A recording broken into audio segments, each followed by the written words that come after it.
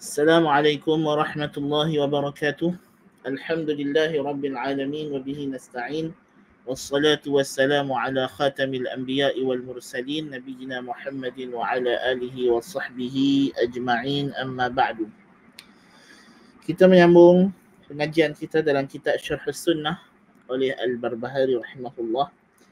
Pada kelas yang lepas kita simpulkan balik, kita telah membincangkan tentang masalah yang dibawa oleh Al-Barbahari berkaitan perkataan Umar bin Abdul Aziz yang beliau sandarkan kepada Umar bin Khattab radhiyallahu anhu berkenaan la uzra li ahadin fi dalalatin rakibaha hasibaha huda.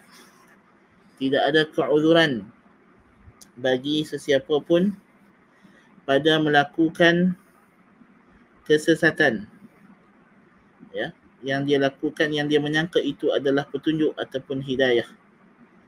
Jadi apa makna tiada uzur di sini? Kita dah bincangkan masalah al-uzru bil jahli, hukum orang Islam yang melakukan kesalahan, melakukan perkara-perkara sesat, perkara-perkara kufur kerana jahil, kerana tidak tahu. Dan kita simpulkan bahawa kejahilan itu terbahagi kepada kejahilan yang berlaku kerana kecuaian, kealpaan diri sendiri kerana tidak belajar atau tidak bertanya, sedangkan ilmu mutawaffirun, ilmu ada, ulama-ulama untuk dirujuk ada, ya. Apa nama,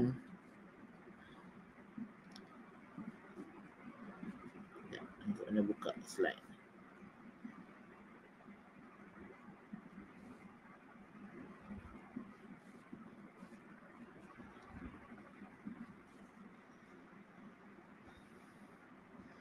Maka inilah uzur yang dimaksudkan di sini, yang tidak ada keuzuran. Sebab apa? Tengok perkataan dia. Wa dzalika anna sunnata wal jama'ata qad ahkama amra din kulli wa tabayyana lin-nas wa 'ala an-nasi littiba'. Kerana sunnah dan jamaah telah mengutuhkan, ya, ini perkataan Al-Barbahari, ya, telah mengutuhkan urusan agama seluruhnya dan telah jelas kepada manusia. Maka tugas manusia itu adalah mengikut. Itu jelas pada perkataan Umar bin Abdul Aziz, faqad tabayyanatil umur wa thabatatil hujjah wa anqata'al uzru. Kerana telah jelas segala perkara dan telah terjelas segala hujjah. Maka di sini maksud uzur yang tidak diberi uzur, kejahilan yang tidak diberi uzur ialah kejahilan yang berlaku kerana kecuaian, tafriq. Adapun yang berlaku bukan kerana kecuaian, dia belajar tapi dah yang dia belajar itu begitu. Selama mana perkara itu, kesesatan itu atau kesalahan itu bukan pada usul asasi agama, bukan pada masalah kewujudan Allah, Allah sebagai satu-satunya Rabbul Alamin, Allah sebagai satu-satunya Al-Ilah Al-Mustahiq lil ibadah, Allah memiliki sifat dan nama-nama yang maha indah, maha sempurna, dan Muhammad itu adalah utusan Allah yang wajib diikuti, yang tiada Rasul lain selepas baginda. Ini adalah usul, makna mujmal bagi dua kalimah syahadah. Selama mana ianya bukan menyangkut kejahilan itu kaitan dengan usul asasi makna dua kalimah syahadah, maka diberi uzur, ya, diberi uzur selama mana dia tidak cuai, tidak bukan berlaku kejahilan itu kerana kealpaan dan kecuaiannya yang mengabaikan ilmu agama, ya. Bagaimana tidak, ya? Sedangkan pengabaian terhadap ilmu agama itu sendiri boleh menjadi satu bentuk kekufuran. Di antara bentuk kekufuran ialah kufur al-i'rad, yang tidak ambil peduli, ya, dia tidak ambil peduli urusan agama, yang berpaling, man a'rada 'anid dini kulliyan fala yata'allamuhu wa la ya'malu bih Dia tidak belajar, tidak beramal dengan agamanya, sehingga menyebabkan dia terjebak ke dalam perkara-perkara kufur. Maka itu tidak ada uzur. Tidak ada, kerana dia yang berpaling, dia yang tidak ambil indah, tak ambil peduli. Orang semua duk pergi mengaji, duk pergi belajar, semua orang tahu benda tu, tiba-tiba dia seorang-seorang. Mustahil. Pasal dia tak ambil peduli, dia tak ambil kisah, maka dia tak tahu, maka itu tidak menjadi uzur baginya. Ya. Jadi itu kita dah bincang pada kelas yang lalu. Kita dah baca risalah yang khusus berkaitan dengan masalah tersebut. Dan di antara kitab yang kita syorkan untuk dirujuk dalam masalah ini ialah kitab Syekh Sultan Al-Umairi rahimahullah ta'ala, kitab Iskaliyatul I'zari bil Jahli, dan juga kitab Syekh Abdullah Al-Gharni, iaitulah kitab Dawabit At-Takfir inda Ahli Sunnati wal Jamaah. Kemudian kita masuk kepada perenggan yang seterusnya, perenggan yang keempat.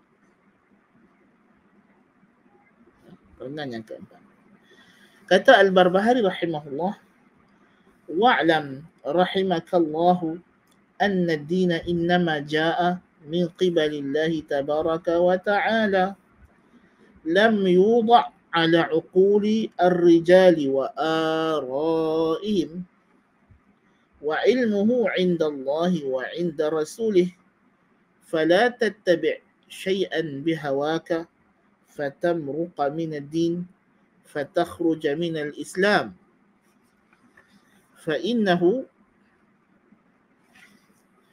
la hujjata laka faqad bayyana Rasulullah sallallahu alaihi wasallam li ummatihi sunnah وأوضحها لأصحابه وهم الجماعة وهم السواد الأعظم والسواد الأعظم الحق وأهله فمن خالف أصحاب رسول الله صلى الله عليه وسلم في شيء من أمر الدين فقد كفر. Perenggan yang keempat ini, Al-Barbahari rahimahullah nak cerita kepada kita apa yang disebut sebagai masdar talaqqi din, masdarut talaqqi lid-din,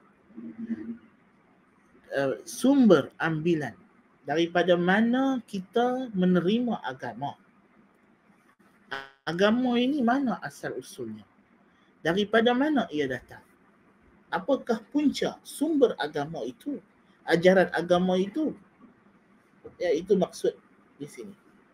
Kerana kita dapati ada orang menyangka bahawa agama itu boleh diambil daripada hawa nafsu, kecenderungan individu tertentu. Jadi Al-Barbahari kata, ketahui olehmu, wa'lam ay ta'allam, ketahuilah, i'tiqadlah, yaqinlah, semoga Allah merahmati kamu, semoga Allah belas kasihan kepada kamu dengan kamu belajar dan tahu dan i'tiqad perkara ini, bahawa sesungguhnya agama Islam itu datang daripada Allah Tabaraka wa Ta'ala, bukannya direka, dicipta, direkayasa daripada akal dan pandangan manusia. Ilmu agama adalah daripada Allah dan Rasulnya, maka janganlah kamu mengikuti sesuatu menurut hawa nafsu kamu. Jika kamu melakukannya, yakni mengikut hawa nafsu kamu, maka kamu telah meluncur keluar daripada agama, keluar daripada Islam. Sesungguhnya tiada alasan bagi kamu kerana Rasulullah sallallahu alaihi wasallam telah menjelaskan sunnah kepada umatnya, umat baginda, serta menerangkannya kepada para sahabat baginda, dan merekalah al-jamaah, dan merekalah juga as-sawadul azam, majoriti umat. Dan as-sawadul azam itu, majoriti umat itu ialah kebenaran dan pengikutnya. Maka sesiapa yang menyelisihi para sahabat Rasulullah sallallahu alaihi wasallam dalam apa-apa urusan agama, maka dia menjadi kafir. Apa maksud di sini? Ini kena perhati betul-betul. Bila kita baca kitab ulama-ulama dahulu kala, kita kena hati-hati dan kita kena faham teks itu dalam letak konteksnya yang betul. Kalau tidak, kita akan menjadi orang yang khawarij. Khawarij, dia orang yang mentakwil nas bukan dengan takwilannya. Itulah khawarij. Jadi setiap nas, setiap ucapan mesti diberikan takwilan yang sahih. Al-Quran, sunnah, apatah lagi perkataan manusia, perkataan ulama yang perkataan mereka yustadallu lahu aw alaih wala yustadallu bih. Yang dicari dalil untuknya atau lawannya, bukannya untuk dijadikan dalil dengannya. Jadi perkataan ulama kita kena timbang dengan ukuran Al-Quran dan Sunnah dengan dalil-dalil yang lain. Ya, dapat individu-individu. Jadi maksud di sini yang pertama sekali kita kena faham daripada mana datangnya agama. Bila kita sebut agama, agama ad-din, perkataan ad-din. Apa makna ad-din? Ad-din ialah kata terbitan. Daripada kalimah din ini datangnya perkataan kata kerja, kata perbuatan, verb dana yadinu. Dana yadinu. Din. Din suruh. Kata suruh. Kata kerja suruh. Dan daripada situ datangnya perkataan Madinah sudah kita lihat.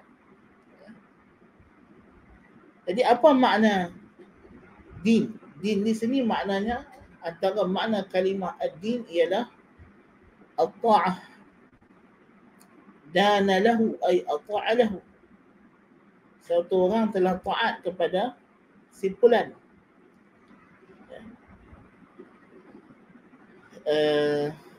Dinamakan Madinah, kota itu Madinah kerana dia tunduk, penduduknya tunduk kepada satu sistem, satu pemerintah, satu gugusan undang-undang.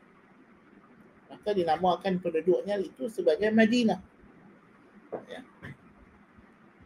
Dan juga dimaksudkan dengan din ialah pembalasan.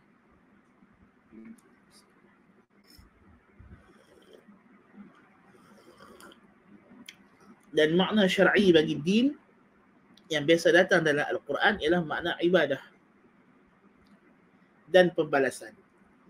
Contoh makna pembalasan, Maliki Yaumiddin, pemilik hari pembalasan. Ya. Jadi din biasanya bila disebut kepada Yaumiddin, hari kiamat disebut Yaumuddin, maknanya hari pembalasan. Dan ada juga makna ibadat seperti dalam surah Qul ya ayyuhal kafirun lakum dinukum walidini. Lakum dinukum waliyadin. Ya. Yani bagi kamu cara ibadat kamu dan bagiku cara ibadatku. Ya, tidak sama. Setiap agama ada cara beribadat yang berbeza-beza. Ya. Allah Ta'ala kata, وَمَا أُمِرُوا إِلَّا لِيَعْبُدُوا اللَّهَ مُخْلِصِينَ لَهُ الدِّينَ. مُخْلِصِينَ لَهُ الدِّينَ. Mengikhlaskan bagi Allah agama. أَلَا لِلَّهِ الدِّينُ الْخَالِصِ. Hanya senya bagi Allah itulah ad-din, yang tulus ikhlas. Ibadat yang tulus ikhlas, yang tidak ada syirik. Ya. Jadi, makna din ialah ibadah, iaitulah satu gugusan undang-undang yang diturunkan oleh Allah Subhanahu wa Ta'ala sebagai panduan manusia, yang melalui gugusan undang-undang ini, hukum hakam inilah manusia memperhambakan diri mereka kepada Allah. Dan ini adalah din. Satu urusan, satu perkara yang di mana Allah Subhanahu wa Ta'ala hantar Rasul bagi tahu kepada kita peraturan-peraturan, perkara-perkara yang kita kena buat, yang kita kena, yang dilarang kita melakukannya, Yang mana dengan kita mentaati undang-undang ini, kita telah melaksanakan perhambaan diri kepada Allah Subhanahu wa taala. Dan din itu terbahagi kepada dinul haq dan dinul batil. Sebab itu Allah Ta'ala kata, huwa alladhi arsala rasulahu bil huda wa dinil haqqi liyudhhirahu ala ad-din kullih. Dialah yang mengutus rasulnya membawa al-huda, ilmu yang bermanfaat, wa dinil haqq, dan membawa dinil haqq, agama yang benar, liyudhhirahu, untuk dia menzahirkan, dia meninggikan agama yang benar tadi, ala dini kullih, mengatasi sekalian agama-agama yang lain. Mengatasi sekalian agama-agama yang lain. Ya. Jadi din, ada dinul haq dan ada al-adyanul batilah. Ada satu agama yang benar dan ada banyak agama yang batil. Lain daripada satu agama yang benar, semuanya adalah agama yang batil. Kerana Allah Ta'ala kata, وَمَنْ يَبْتَغِ غَيْرَ الْإِسْلَامِ دِينًا فَلَنْ يُقْبَلَ مِنْهُ وَهُوَ فِي الْآخِرَةِ مِنَ الْخَاسِرِينَ. Barang siapa yang mencari-cari selain daripada Islam sebagai din anutannya, cara untuk dia memperhambakan diri kepada Allah Subhanahu wa taala, maka tidak akan diterima sama sekali ibadat itu daripadanya, dan dia termasuk orang yang rugi di akhirat, yakni menjadi ahli neraka yang kekal abadi. Nas'alullah al-afiyah. Jadi agama ini ada agama yang datang yang hak. Apa dia agama yang hak? Iaitulah yang datang daripada Allah Subhanahu wa taala. Kerana Allah Ta'ala kata, Al-haqqu min rabbika fala takunanna minal mumtarin. Kebenaran itu datangnya daripada Tuhanmu, maka jangan kamu jadi orang yang ragu-ragu. Jadi kebenaran hanya datang daripada Tuhan, daripada Allah Azza wa Jalla, kerana dia adalah Al-haq. Ya? Maka yang datang lain daripada Tuhan, ianya adalah batil. Ianya adalah batil. Jadi agama yang hak itu ciri-cirinya ialah dia mestilah datang daripada Tuhan. Diwahyukan. Ya, diwahyukan oleh Allah Subhanahu wa taala kepada rasul yang diutuskan oleh Allah. Sebab itu dia kata, anna ad-dina innama jaa min qibalillahi tabaraka wa taala. Bahawa agama itu ay ad-dinul haqq, agama yang benar itu datangnya daripada Allah Ta'ala, tabaraka wa ta'ala, yang maha berkat lagi maha tinggi. Tidak diletak mengikut cita rasa, akal-akalan, fikir-fikiran, pandangan manusia. Ya. Dan sumber agama itu, ilmu pengetahuan berkenaan agama itu hanya ada di sisi Allah, dan Allah hanya menzahirkannya kepada Rasul. Maka tidak ada jalan untuk kita menerima agama yang hak kecuali daripada Rasul alaihi salatu wassalam. Maka apa jua hukum hakam yang datang bersandar semata-mata kepada akal-akalan manusia, fikir-fikiran manusia yang tidak bersumber dan tidak bersandar kepada garis panduan wahyu, maka ianya adalah batil. Sebab itu kata Syekhul Islam Ibn Taimiyah rahimahullah, asy-syariah, hukum hakam agama itu ada 3 jenis. Yang pertama, asy-syari'atul munazzalah, syariat yang diturunkan, nas. Ya, ada benda yang disebut nas, yang memang itu diturunkan. Ya, teks yang jelas. Allah Ta'ala kata, Aqimus salata wa atuz zakah. Dirikan salat, tunaikan zakat. Ya ayyuhalladzina amanu kutiba alaikumus siyamu kama kutiba alal ladzina min qablikum la'allakum tattaqun. Jelas. Wala la taqrabuz zina wala taqrabuz zina innahu kana fahishah. Jelas. Okay. Wa'budullaha wala tusyriku bihi syai'a. Jelas. Ini semua munazzalah. Dan ada syariatul muawwalah, syariat yang ditakwil, yang diinterpretasikan oleh para ulama daripada nas. Ya. Yang ini yang dipanggil sebagai al-ahkamul far'iyah, hukum hakam cabang, yang disebut sebagai al-fiqh, hukum hakam fiqh. Ya. Iaitulah al-ahkamul syar'iyyatul amaliyah allati tariquha al-ijtihad, yang jalannya adalah ijtihad para ulama, yang berlaku padanya perbezaan pandangan antara satu mazhab yang mu'tabar dengan mazhab mu'tabar yang lain. Ya. Nah, ini tidak ada siapa pun yang boleh mewajibkan satu orang berpegang dengan satu pandangan dan menolak pandangan yang lain. Kerana al-ijtihadu la yunqadhu bil ijtihad. Ijtihad tidak boleh dirungkai dengan ijtihad. Ya. Dan telah menjadi ijma'ul ummah bahawa bertaklid kepada mana-mana mujtahid yang mu'tabar itu adalah harus, walaupun di luar daripada mazhab yang empat, untuk amalan diri sendiri. Ya. Untuk amalan diri sendiri, seperti mana kata Ibn Hajar Al-Haytami rahimahullah, harus kita beramal walaupun luar daripada mazhab yang empat.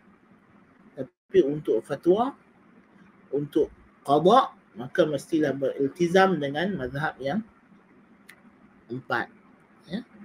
Itu pun tak boleh siapa-siapa nak menghalang orang. Katalah ada satu orang, dia pergi mengaji di Morocco, Maghribi. Jadi di Maghribi sana banyak ulama mazhab Maliki. Kerajaan dia pun mazhab Maliki. Jadi dia hidup sana lama.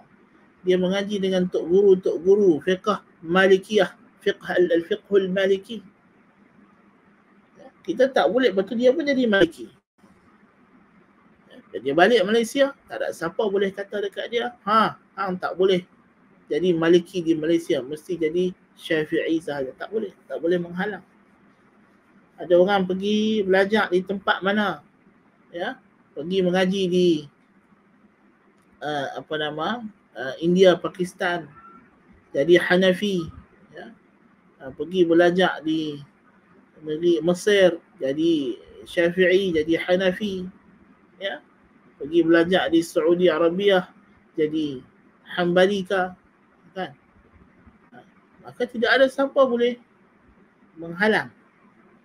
Tidak ada siapa boleh menghalang untuk seseorang itu mengikut mana-mana mazhab yang empat yang mu'tabarah. Kerana ini semua adalah syariatul muawwalah, syariat yang ditakwilkan. Dan yang ketiga ialah syariatul mubaddalah, syariat yang diubah, yang ditukar. Inilah syariat yang direkayasa oleh manusia lalu ditempelkan padanya nama Tuhan. Yang ini adalah syariatul mubaddalah. Yang ini yang haram diikuti, seperti agama Yahudi, agama Nasrani dan agama-agama lain yang mereka menuduh atau mendakwa kata agama mereka ini adalah agama, sedangkan dia adalah hasil rekayasa ciptaan nenek moyang ataupun ketua-ketua mereka ataupun hawa nafsu mereka semata-mata. Yang ini tidak boleh diikuti, itu adalah haram. Ya. Maka sebab tu dia kata fala tattabi' syai'an bihawak fatamruqa min ad-din. Itulah maksudnya. Jadi kalau kita mengikut selain daripada agama Islam, maka kita telah terkeluar daripada Islam. Itu maksud dia. Janganlah faham yang susah-susah. Jadi Al-Barbahari kata, kalau engkau ikut lain daripada agama Islam, kan, Kau pergi ikut agama Hindu, Buddha, kau pergi guna apa? Kau pergi ikut apa agama-agama rekaan manusia. Ya? Pahaman-pahaman rekaan manusia yang menentang hukum hakam Tuhan yang terang-terang, kau ikut syariatul mubaddalah, kau pergi sokong LGBTQ+. Kau kata LGBTQ+ ni adalah halal, ini adalah hak manusia, kita kena sokong, kita kena support, kita kena campur LGBTQ+. Itu jelas murukun minaddin. Kau dah meluncur keluar daripada agama Allah Ta'ala. Kan?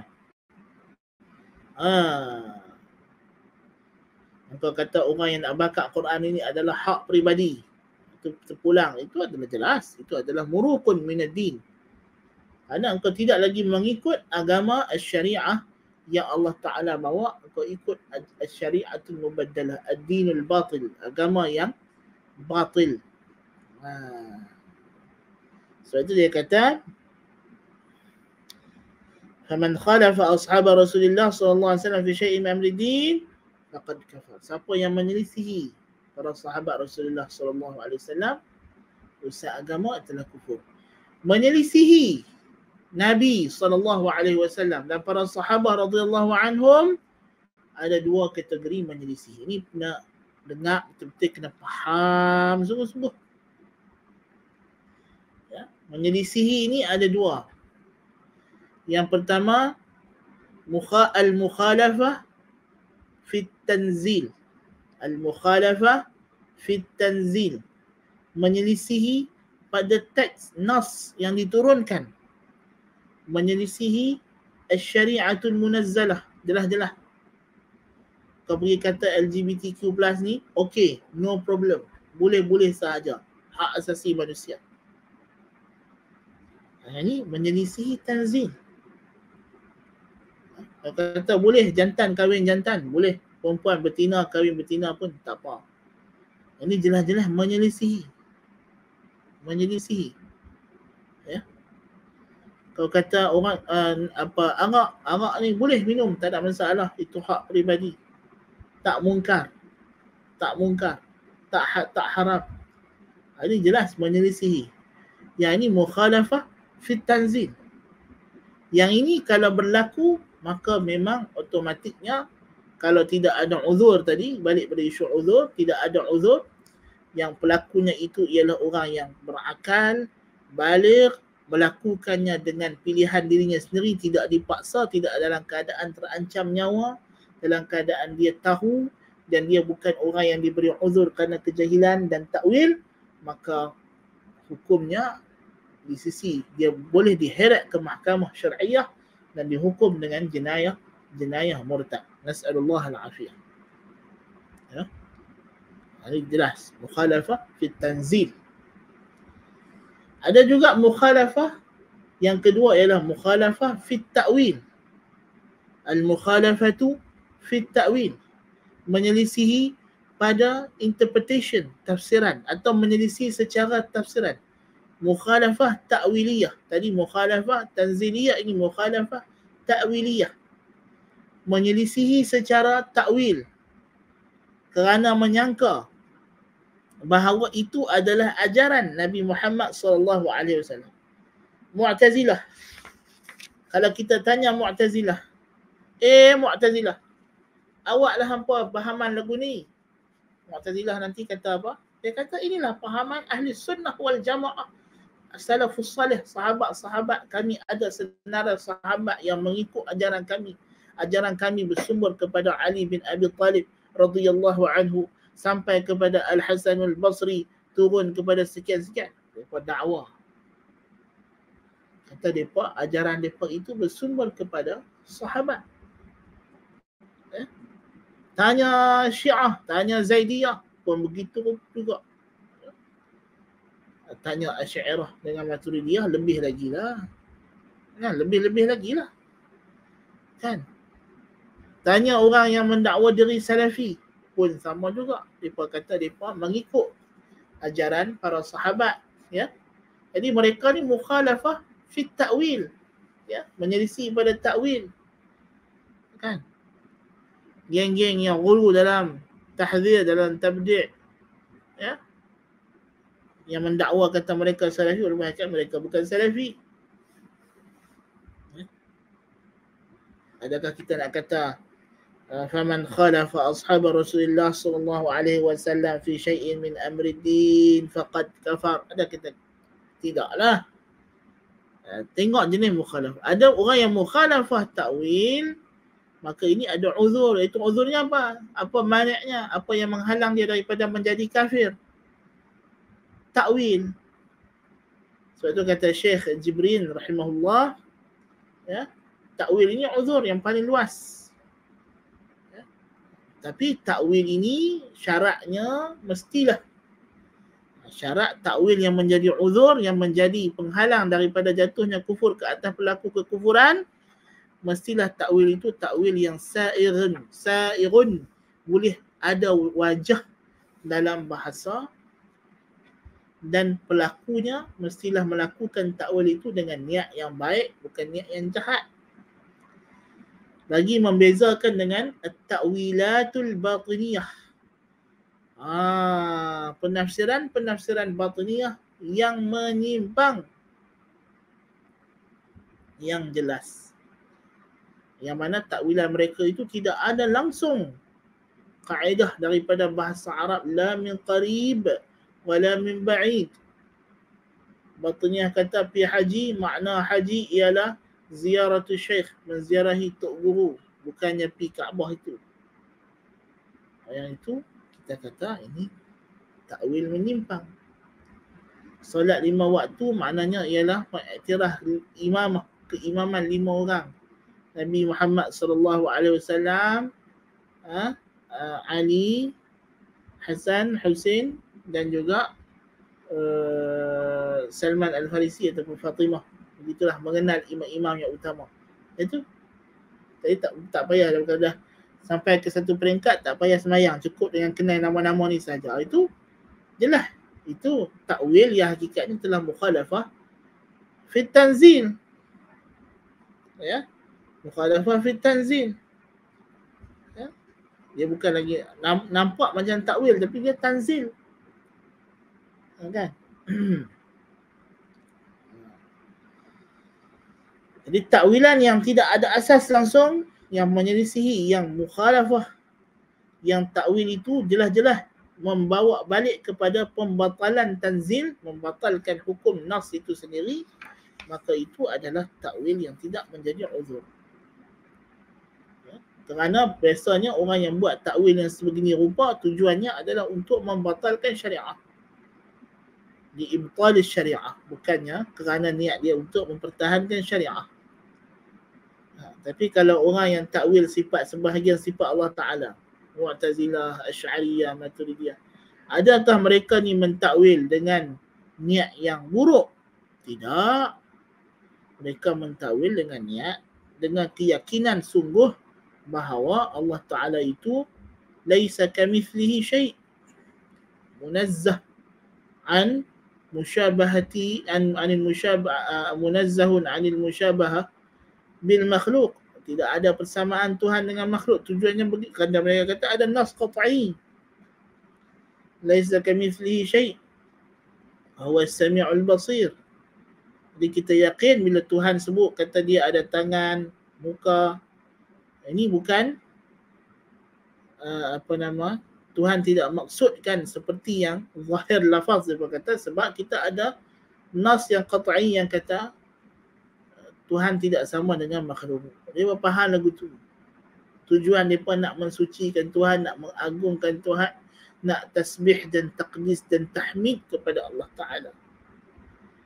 Dan mereka mencari takwilan itu dalam ruang lingkup bahasa, walaupun tidak kena sepenuhnya, walaupun tak sahih sepenuhnya, tapi memang kita tak nafikan di antara makna yadun dalam bahasa Arab ialah quwwah.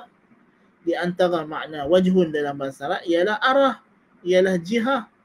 Ya, masalahnya memang ada, tapi dengan dawabit yang lain, dengan ada qarinah lughawiyah yang mereka tidak raikan. Jadi kita kata golongan yang macam ini, mereka adalah muslimuna mu'minun, orang Islam ahli mu'min, ahlul qiblah, dan kalau mereka mati dalam keadaan beriman, dalam keadaan itu mereka seperti orang mukmin yang lain. Kalau mereka ahli taqwa, tidak ada dosa, maka mereka bahkan layak untuk masuk ke syurga. Sampai ke tahap boleh jadi mereka akan masuk syurga bila hisabin wala azab, tanpa hisab dan tanpa azab. Tidak ada isu. Bahkan boleh jadi orang yang hidupnya kata diri dia salafi itu boleh jadi tak masuk syurga tanpa hisab dan azab, bahkan akan dihisab dan mungkin akan kena azab. Nas'alullah al-afiyah, na'udzubillah min azabillah, wa nas'alullah al-jannah wa dukhul al-jannati dukhulan awwaliyan. Itu yang kita minta kepada Allah Ta'ala, kita berlindung. Tapi kita kata orang yang menyelisihi pada takwil dia adalah orang Islam, mukmin, terpelihara darahnya, hartanya dengan kehormatan agama Islam. Mereka adalah saudara se-Islam. Tidak boleh kita mengkafirkan orang Islam itu sesuka hati, kerana itu jenayah yang cukup besar, sehingga kan Nabi SAW menamakan golongan yang melakukan jenayah itu sebagai kilabu ahli nar, anjing ahli neraka. Na'udzubillah min zalik. Ya, jadi itu kita kena hati-hati. Ancaman Nabi SAW kepada perbuatan menghalalkan darah orang Islam secara tidak hak, secara batil, jenayah yang cukup besar. Jenayah cukup besar. Ya.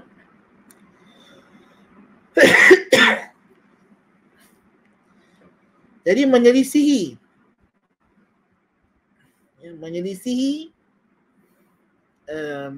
kebenaran tadi kita dah tahu bahawa dia ada dua cara bentuk. Sama ada menyelisihi pada tanzil atau menyelisihi pada takwil. Ya.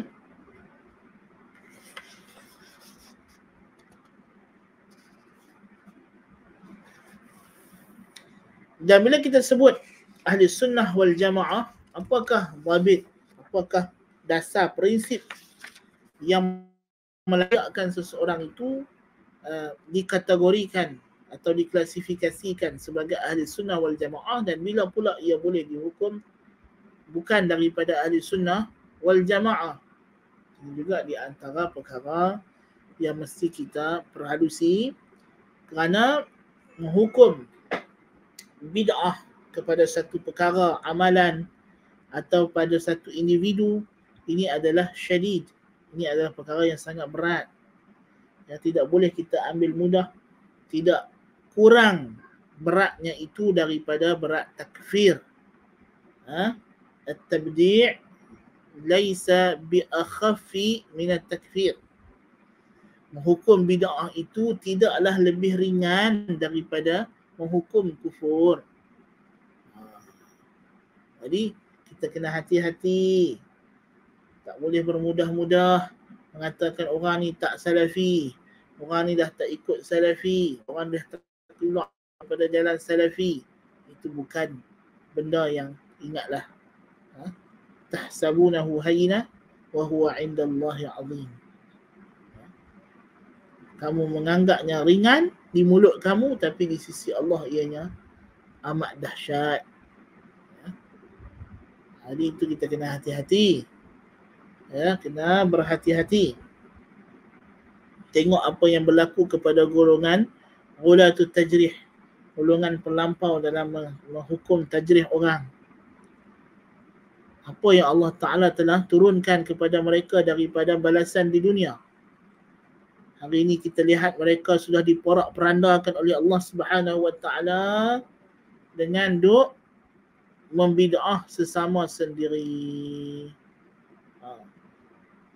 Dulu dia itu, fulan itu adalah ulama besar mereka, tokoh pujaan mereka, sanjungan mereka, fatwanya tidak boleh disanggah bila dia mentahzir, dia mentabdi' seorang ulama ahli sunnah wal jamaah yang lain yang ma'ruf aqidahnya salafiyahnya. Disebabkan dia tokoh pujaan, maka fatwanya tidak boleh disanggah, mesti terima, mesti ikut. Siapa tak terima fatwa dia, maka terkeluar daripada ahli sunnah wal jamaah sampai teratur.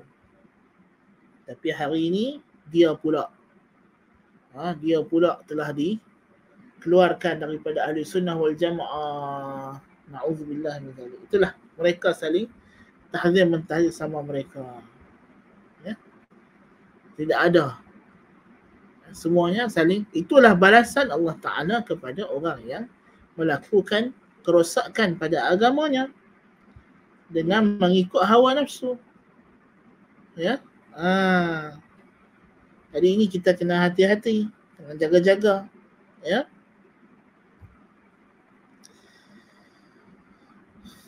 Maka konsepnya ahli sunnah wal jamaah itu siapa yang melazimi agama Islam yang hak, ya, menerima usul, prinsip, talaqi dan istidlal, bahawa macam kata Syekhul Islam bin Taimiyah, faman qala bil kitab was sunnati wal ijma' kana min ahli sunnati wal jamaah. Siapa yang berpegang dengan Al-Quran, sunnah dan ijma', maka dia termasuk dalam kalangan ahli sunnah wal jamaah. Maka itulah dia. Dan kemudian dia kena beriltizam dengan usul atau prinsip-prinsip teras yang besar yang telah disepakati ijma' oleh ahli sunnah wal jamaah. Jikalau berlaku mukhalafah, percanggahan pada isu-isu yang daqaiqul masail, isu-isu yang perincian yang mendalam, maka ini terdedah kepada kesalahan dalam ijtihad. Maka tak boleh kita nak hukum dia terkeluar daripada Ahlussunnah wal Jamaah semata-mata dengan kesalahan itu.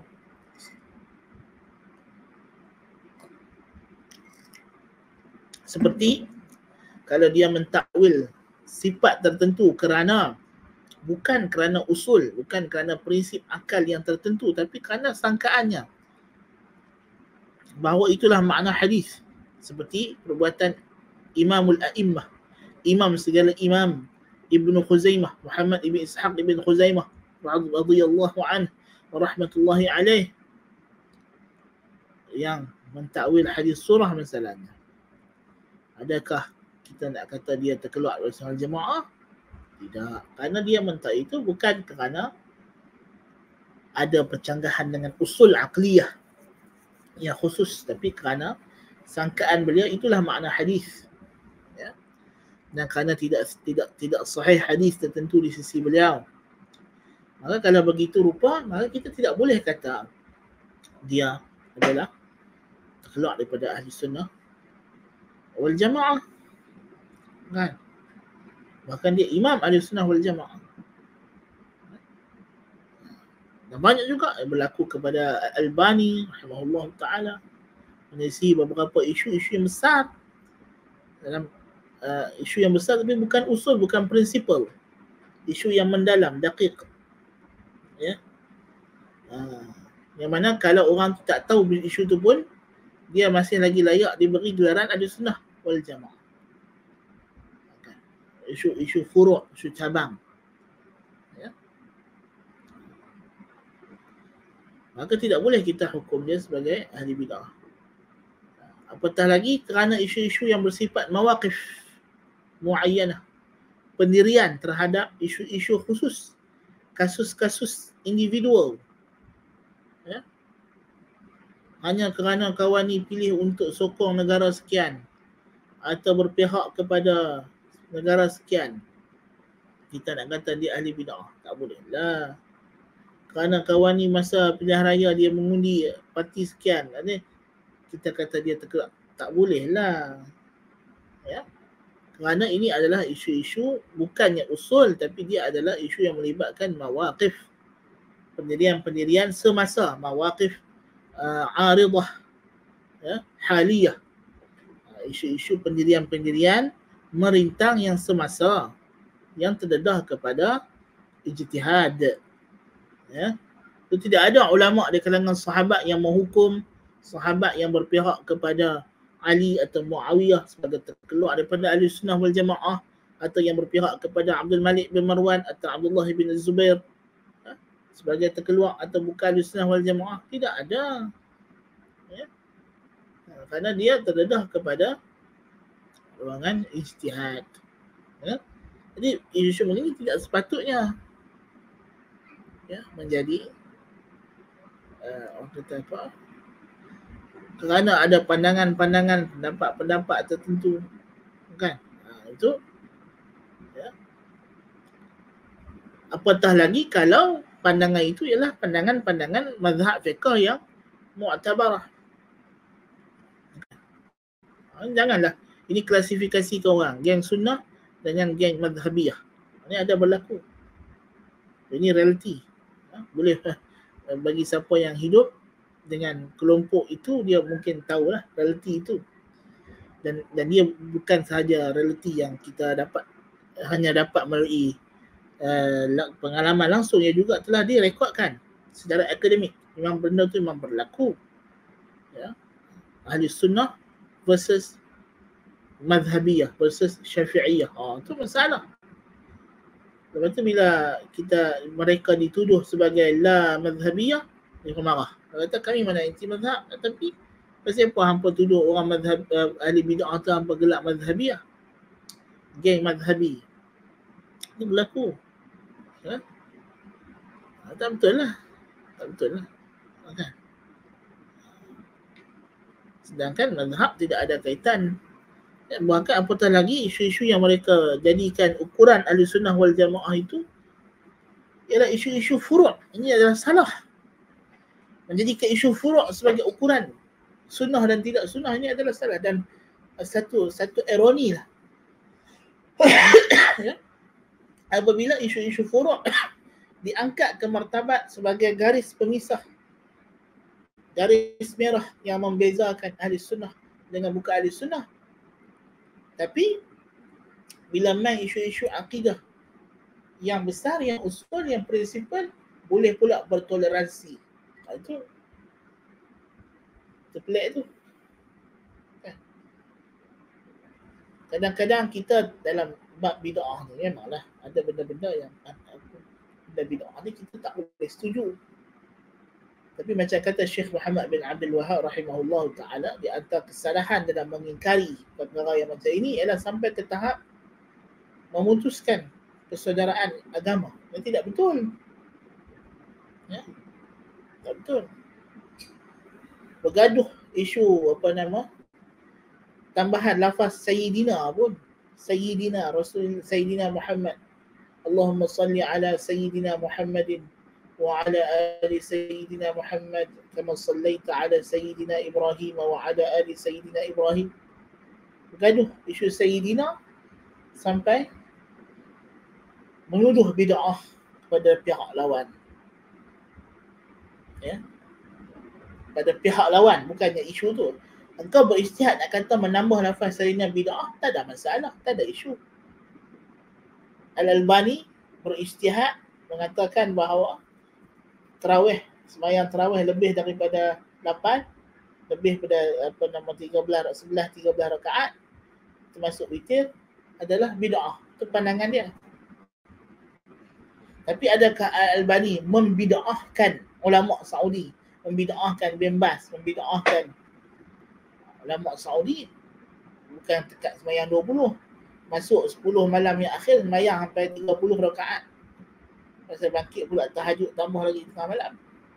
Kan? Lebih-lebih kan, tidak ada had. Kan? Syekh bin Baz, Syekh Abdul Utsaimin, semua pandangan mereka mengikut jumhur ulama. Majoriti ulama mazhab yang 4 yang mu'tabarah. Syekh Albani dia mengikut satu pandangan, satu riwayat daripada Imam Malik. Misalnya, kita kata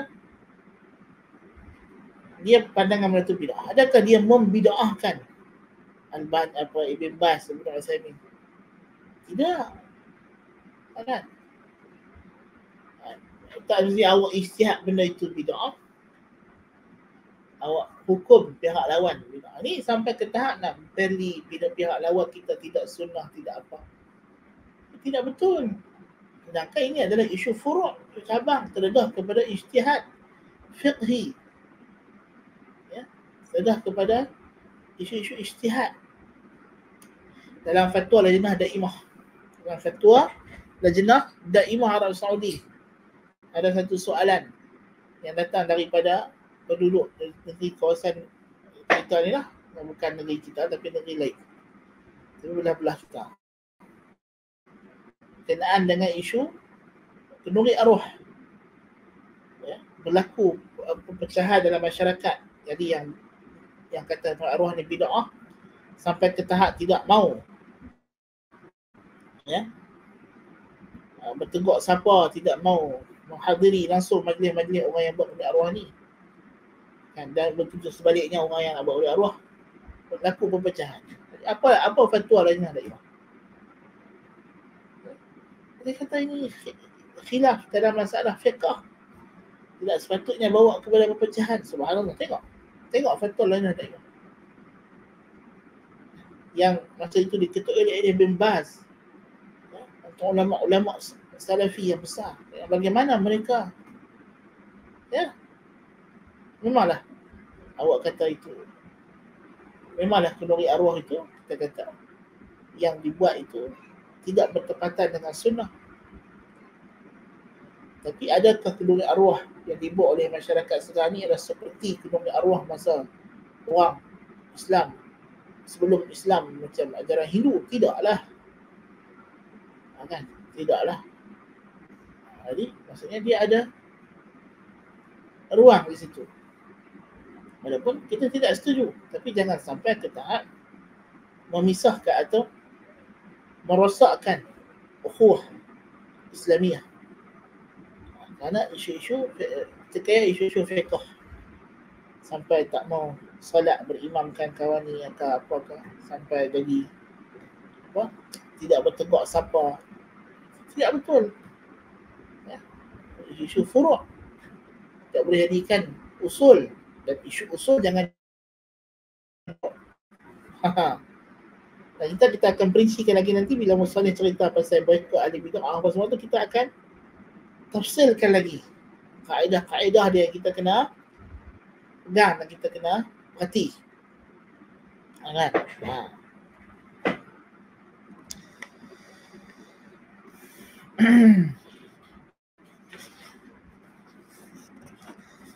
Jadi inilah penengan yang keempat. Poin dia di situ ialah menyatakan bahawa di mana usul prinsip agama yang hak dan apa hukum mukhalafah dengan agama yang hak.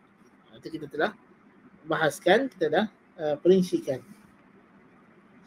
Jadi ingat untuk pagi ni kita ambil satu penengan ni dulu, insya-Allah taala kita akan sambung pada yang akan datang pada isu yang lain, tapi masih lagi berangkai itulah masalah bid'ah. Masalah bid'ah itu kita akan perincikan lagi apa yang telah kita berikan gambaran-gambaran awal tadi, insya-Allah taala pada sesi yang akan datang.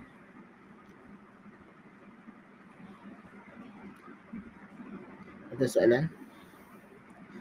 Pada zaman Nabi dulu adakah zaman sekarang ni baca Al-Quran tu seperti bagus bacaannya, tadaqi tajwid dalam menyampaikan wahyu kepada umat manusia? Orang cakap kalau apa yang Nabi tak buat. Ada agak Quran, ya, Al-Quran diturunkan dengan tajwid. Of course. Of course memanglah. Dan tajwid para sahabat memang macam itulah dia baca Quran. Kan? Dengan dengungnya, dengan apanya semua, itulah. Macam itulah orang Arab cakap pun. Jadi sebab tu kita, tapi kita bila orang Melayu, kita bahasa Arab itu bukan bahasa kita. Bahkan orang Arab hari ini pun mereka tidak lagi bercakap seperti bahasa Arab asal yang zaman Nabi SAW. Sebab tu mereka kena belajar tajwid, cara sebutan. Tapi begitulah. Apa nama Allah kata, warattilil Qur'ana tartila, dan bacalah Al-Quran dengan tartil. Dan tafsiran makna tartil di sini ialah memberikan setiap huruf makhrajnya, setiap tempat berhenti, cara yang betul, tak mana berhenti, tak mana tidak, itu semua adalah hukum hakam tajwid. Itu tafsiran daripada ulama salaf. Dan memang begitulah. Dan para sahabat tidak perlu untuk Nabi ajak tajwid dengung, pasal memang mereka memang macam itu mereka baca. Dan macam itu mereka bercakap. Kan? Jadi itu sebab itulah kita kena belajar. Sebab kita baca Al-Quran itu seperti ia diturunkan. Seperti ia diturunkan. Jangan kita ambil mudah. dan perincian itu kita memang ulama berbincang tentang qadar yang wajib bertajwid, dan ada tajwid itu qadar yang wajib dan qadar yang sunat. Qadar yang wajib itu ialah mengelak daripada berlakunya al-lahnul jali. Al-lahnul jali. Adapun al-lahnul khafi, yang ini sewajarnya juga dijauhi. Sewajarnya juga dijauhi. Ada orang dia tak, ada setengah orang dia tak erti. Dia ingat tajwid tu tak ada. Sedangkan tajwid tu ialah daripada agama Allah Ta'ala, kalamullah. Kita tak boleh buat main. Kan? Ini ada setengah salafi tak mau belajar tajwid tu, baca Quran lintang pukang. Apa ni? Salafi apa tu? Kan? Bukanlah kita nak kata dia terkeluar salafi, tapi tak betul lah. Fahaman dia tak betul. Dia malas mengaji, dia kata benda tu tak ada. Tu, ini bukan salafi ni. Ini orang yang cari jalan mudah. Orang yang nak bermudah-mudah. Itu orang yang nak ikut hawa nafsu. Ada benda yang dia rasa tak selera dengan dia, rasa benda yang payah dengan dia tak boleh nak kuasai satu bidang ilmu, dia kata ilmu tak ada. Itu senang kalau main lagu tu. Itu yang tadi tu. Itu ikut hawa nafsu tu. Kan? Disebabkan dia ustaz, dia pak syekh. Orang kenal dia ustaz, tok guru hebat. Tapi dia mungkin lemah dalam bidang tajwid, dalam bidang qiraat ke apa ke. Kan? Itu. Dia kata dia tak ada ni ilmu ni. Tak ada. Zaman Nabi tak ada. Supaya tak nampak kata dia tak menguasai cabang ilmu tu. Ada kena hati-hati yang golongan macam ni. Ada. Wujud. Golongan ni wujud. Kan? Padahal dia nak tutup aib dia. Supaya tak nampak kata dia tidak menguasai bidang itu. Jadi dia kata bidang tu tak ada kaitan dengan sunnah. Ini tak betul lah. Sedangkan benda tu memang sabit secara tawatir dari Nabi SAW.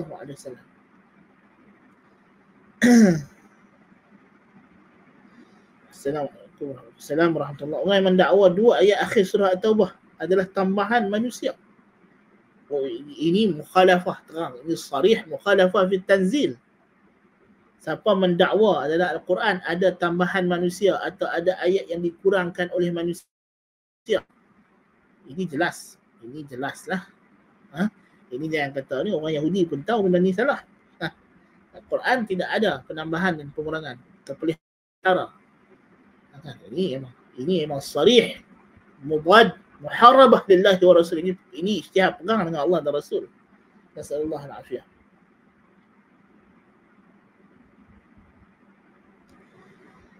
Ini soalan dia kata, apa saja umat Islam lakukan, tambah sedina, buat maulid tidak boleh kira bid'ah kah?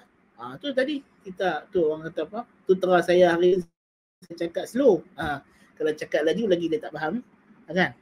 Terah kita duk cakap pelan-pelan, sebiji-sebiji bagi faham, kan? Tadi kita dah sebut kan. Kita kata menghukum satu perkara sebagai bid'ah tidak semestinya menghukum orang sebagai ahli bid'ah. Sama konsep dengan takfir. Sama konsep dengan takfir. Kita sebut tadi bid'ah terpakai pada bid'ah itu kaedah takfir. Seperti mana kita kata ada orang Islam yang buat benda kufur tapi dia mungkin tidak menjadi kafir kerana ada uzur. Maka lebih utamalah kaedah ini terpakai pada bid'ah, terpakai kepada tafsir. Jadi tak boleh. Dan bid'ah bukan syarat bid'ah. Ini kita akan ulas lebih daripada kelas akan datang, tapi dah disebut juga dalam kelas-kelas yang lain. Bukan syarat bid'ah itu dia mesti disepakati. Ada benda bid'ah yang berlaku padanya khilaf.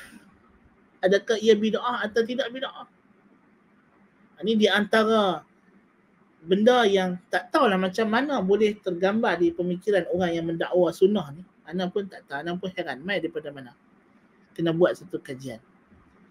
Depa seolah depa faham kalau benda tu dah dikata bid'ah, tak boleh ada khilaf. Mesti bid'ah tu mesti semua kena kata. Tak. Bukan macam itu. Ya, macam kita contoh tadilah. Antara Syekh Ibn Baz, Ibn Uthaymin, Al-Albani, berapa banyak benda isu yang mereka berbeza pandangan berkaitan dengan satu perkara, satu amalan, adakah dia sunnah atau bid'ah. Banyak. Mazhab yang 4 beza pandangan dalam masalah qunut subuh. Kan? Adakah dia sunnah atau bid'ah? Berbeza tak pandangan ulama? Berbeza.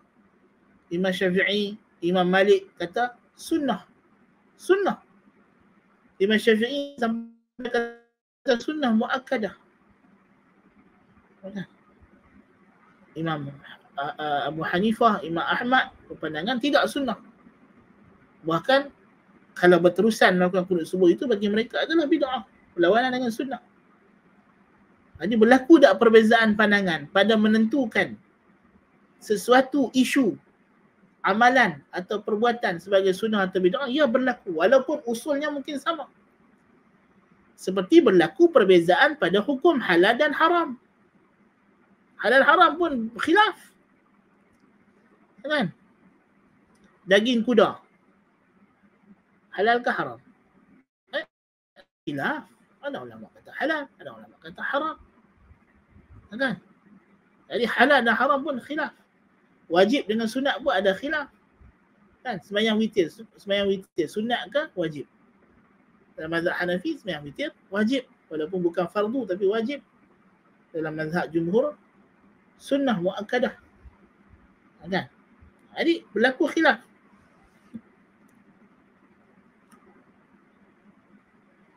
Kan? Sebab itulah benda itu kena belajar. Kan? Orang kata ini boleh, tak boleh, maka masyarakat pun tuduh menuduh. Ulama salah dulu berbeza pandangan. Tapi pasal mereka tak ada tuduh menuduh, pasal mereka belajar lah. Mereka belajar. Jadi kalau belajar sekat-sekat jalan ataupun hanya nak ambil pandangan itu sekadar baca daripada status Facebook ataupun dengar-dengar orang cakap, memanglah dia akan jadi macam tu. Kan dia akan jadi tu. Perbezaan pandangan berlaku. Bukan baru hari ni. Masa Nabi duduk hidup lagi. Nabi tengah hidup. Kan? Nak pergi Bani Quraidah. Nabi kata jangan sembahyang asar melainkan di Bani Quraidah. Sahabat berbeza pendapat tak? Depan mata Nabi. Berbeza pendapat. Tengah-tengah jalan tak sampai kampung Bani Quraidah, masuk waktu asar. Apa berlaku? Sahabat bagi dua camp. Satu kata dah masuk waktu asar, kita kena sembahyang. Sebab maksud Nabi tadi jangan sembahyang asar melainkan di Bani Quraidah ialah maknanya kita kena jalan cepat-cepat bagi sampai di kampung Bani Quraidah sebelum masuk waktu asar. Tapi dah takdir Allah Ta'ala, waktu asar dah masuk tengah jalan. Buat macam mana sembahyang je lah. Yang satu camp lagi kata, dah Nabi kata, ni hukum baru, hukum khas. Kan? Jadi ini kes yang istimewa. Jadi kali ni, walaupun kita sampai maghrib, kita hanya sembahyang asar waktu maghrib. Di kampung Bani Quraidah. Depan mata Nabi. Sahabat duk berbeza pandangan. Jadi hak yang kata sembahyang, dia pun sembahyang. Hak kata tak mau sembahyang lagi, tak. Nabi tak kata apa pun. Nabi tak kata apa pun. Kan? Jadi beza pandangan ni, khilaf ni bukan kata baru semalam dua. Depan mata Nabi jadi benda tu. Dan Nabi tak ada marah pun. Nabi tak ada kata apa pun. Kan? Tiba-tiba kita nak lebih-lebih tu pasal apa? Kan? Jadi ada khilaf yang mu'tabar atau khilaf far'i, fiqhi, yang dalam cara kita nak berinteraksi itu ada kaedahnya, ada ilmu tersendiri, ada adabul ikhtilaf. Ya. Dan kalaupun benda itu benda yang kita kata salah menyelisihi nas sekalipun, kalau orang yang buat itu kerana ijtihad, maka tak boleh kita mencegah kesalahannya itu dengan cara yang sama macam orang yang menyelisihi tanzil. Lepas tu Ibn Taymiyah dalam fatwa dia kata kalau satu orang ahli fatwa, mufti, ulama, dan dia ada fatwa-fatwa yang menyelisihi nas, menyelisihi sunnah atas sebab-sebab keuzuran tertentu, kerana tak sampai, kerana jahil dan sebagainya dalam isu tersebut, tersilap ijtihad, kita tidak boleh menghalang dia daripada fatwa. Contoh kita tengok Syekh bin Baz, ya, sepanjang hayat bin Baz, ya, Syekh Yusuf Al-Qaradawi rahimahullah wa rahimallahu jami' ulama al-ummah. Pandangan Al-Qaradawi banyak yang bercanggah dengan pandangan-pandangan Syekh bin Baz, bahkan pandangan Al-Qaradawi itu disifatkan sebagai menyelisihi manhaj Ahlussunnah wal Jamaah dipegang oleh ulama Saudi. Tapi adakah bin Baz pecat Al-Qaradawi daripada jawatan dia sebagai ahli fatwa Rabitah Al-Islam? Tidak. Ya. Bahkan kitab-kitabnya dibenarkan oleh bin Baz sendiri untuk masuk, dicetak dan dijual dan diedarkan. Ya. Subhanallah. Karena dia ahli dalam untuk beristihad. Ada pandangan dia yang tidak kita setujui, kita bantah. Kata Ibn Taymiyah, kita bantah. Syekh Fauzan tulis bantahan, Syekh Albani tulis bantahan, Syekh bin Baz sendiri ada bantahan, ada rad. Tidak ada masalah. Bantah. Tapi bukan cara itu dengan kita memutuskan persaudaraan atau kita menuduh dengan tuduhan-tuduhan yang tidak berasas bahawa dia ni orang jahat, dia ni nak rosakkan agama. Tak boleh lah macam itu. Itu niat orang, kita mana tahu. Kecuali yang zahir daripada ahli bid'ah yang jelas lah. Itu yang orang munafiqun itu dia akan jelas. Tapi orang yang berkhidmat kerana agama, yang ikhlas, kesilapannya, Nabi kata, idza ijtahada al-hakim fa asaba falahu ajran wa in akhta'a falahu ajr. Hakim bila berijtihad, kalau betul dua pahala, kalau salah satu pahala. Kan? Lepas tu pun umat Islam ni bercakaran. Asal mereka tidak ada ilmu, jahil telah merebak di akhir zaman. Tidak lagi tahu apa itu ilmu adabul ikhtilaf. Ya. Dan suka tuduh menuduh. Ya. Sikit-sikit tuduh orang, kalau orang ni Wahabi lah apalah. Tidak betul. Kan? Itu bukan cara yang sahih untuk kita berinteraksi dalam nak menjaga keharmonian umat. Kan? Janganlah kita sampai orang kata apa? Nuqimud dunya wa nuqiduh. Nuqimud dunya wa nuqiduha. Kita angkit bangun diri dunia ini hanya kerana isu lafaz Sayyidina. Tapi bila mai isu orang bakar Quran, isu LGBTQ+, isu apa, kita sengak gitu. Kan? Tak betul lah. Kan? Tak betul lah. Jadi kita kena melihat dengan sudut pandang Ahlussunnah wal Jamaah yang ya'lamun al-haq wa yarhamun al-khalq. Ahlussunnah wal Jamaah, mereka berpegang dengan kebenaran, tahu kebenaran dan teguh dengan kebenaran, tapi dalam masa yang sama merahmati, bersimpati, lunak kepada makhluk. Itu Ahlussunnah wal Jamaah. Itu Ahlussunnah wal Jamaah. Okay. Itulah. Macam mana dia kata cari keharmonian. Balik kepada ilmu lah. Kita ada ilmu, ada boleh ikhtilaf tersebut tadi. Ada disiplin dia, ada ilmu khusus yang telah diajar oleh para ulama.